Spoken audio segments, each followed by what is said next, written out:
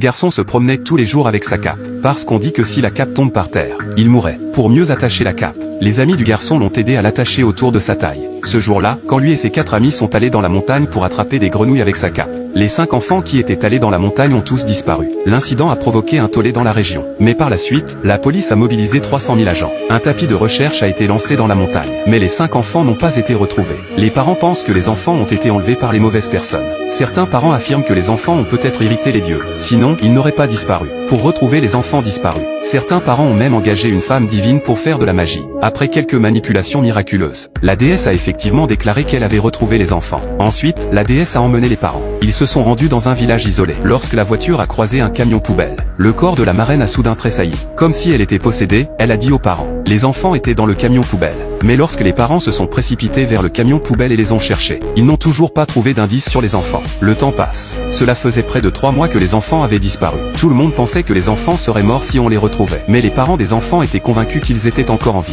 Quel parent voudrait que son enfant soit perdu? Il n'a pas fallu longtemps pour qu'un professeur se mette à soupçonner les parents d'un des enfants. Parce qu'il a découvert, grâce à ses recherches, que l'enfant avait disparu depuis 2 mois. Qu'il avait reçu un appel téléphonique de son fils disparu. Une personne normale aurait été ravie de recevoir un appel téléphonique de son fils disparu. Mais ce parent était très silencieux. Afin de découvrir la vérité, le professeur et Xiao Shuai se sont rendus au domicile du parent pour enquêter sur la situation. Dès qu'ils sont arrivés chez lui, ils ont découvert une scène étrange. Ils ont trouvé la mère de l'enfant cachée dans la cuisine, en train de faire la vaisselle. Elle semblait se cacher de quelque chose. Lorsqu'ils ont vu l'amoncellement de ciment derrière la porte, ils ont tous les deux ressenti un sentiment de malaise. C'est alors que la grand-mère de l'enfant s'est soudain approchée d'eux. Elle n'arrêtait pas de pointer son fils du doigt. Une série d'événements bizarres. La police a commencé à soupçonner le père de l'enfant. Ils ont supposé que l'enfant disparu.